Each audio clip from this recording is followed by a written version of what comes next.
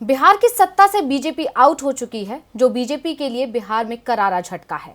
ऐसे में राज्य में खुद को दोबारा मजबूत करने की जद्दोजहद में लगी बीजेपी को एक और झटका लग गया है। आखिर क्या है मामला और क्यों लगा बीजेपी को झटका, देखिए खास रिपोर्ट। 10 अगस्त को नीतीश कुमार ने ऐसा दांव चला जिसकी कल्पना शायद ही किसी ने की होगी।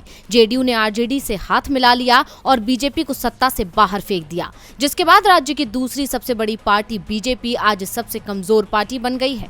ऐसे में बीजेपी राज्य में खुद को मजबूत करने की जुगत में लगी हुई है और कई तरह की तिकड़ में लगा रही है। लेकिन अब पार्टी की इन कोशिशों के बीच खुद को पीएम मोदी का हनुमान बताने वाले चिराग पासवान ने बीजेपी की उम्मीद पर पानी फेर दिया है, जिसने बीजेपी को करारा झटका दिया है। दरअसल चिराग पासवान ने साफ शब्दों में कहा कि उनके लिए किसी भी ऐसे गठबंधन में शामिल होना असंभव होगा जिसमें चाचा पशुपति होंगे। अब चिराग के इस बयान ने सियासी गलियारों में हलचल पैदा कर दी, क्योंकि एनडीए से जेडीयू और हम के अलग होने के बाद सिर्फ पशुपति पारस ने एनडीए का साथ नहीं छोड़ा था, जिसके बाद से कयास थे कि अब बीजेपी चिराग और पशुपति के बीच की दूरियां कम करने की कोशिश करेगी, क्योंकि एनडीए को चिराग की जरूरत है। ऐसा इसलिए क्योंकि चिराग जमीनी स्तर पर मजबूत हैं। लेकिन बीजेपी ऐसा कुछ सोचती उससे पहले ही चिराग के इस बयान ने खलबली मचा दी। बिहार में सत्ता परिवर्तन के बाद चिराग पासवान लगातार मुख्यमंत्री नीतीश कुमार पर जुबानी हमला बोल रहे हैं। ऐसे में कयास लगाए गए कि चिराग फिर से बीजेपी नीत एनडीए में वापसी कर सकते हैं।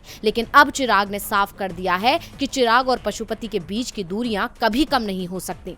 बता दें, पशुपति पारस इस समय भारतीय जनता पार्टी यानी बीजेपी नीत राष्ट्रीय जनतांत्रिक गठबंधन एनडीए सरकार में मंत्री हैं। डीवी लाइव की रिपोर्ट।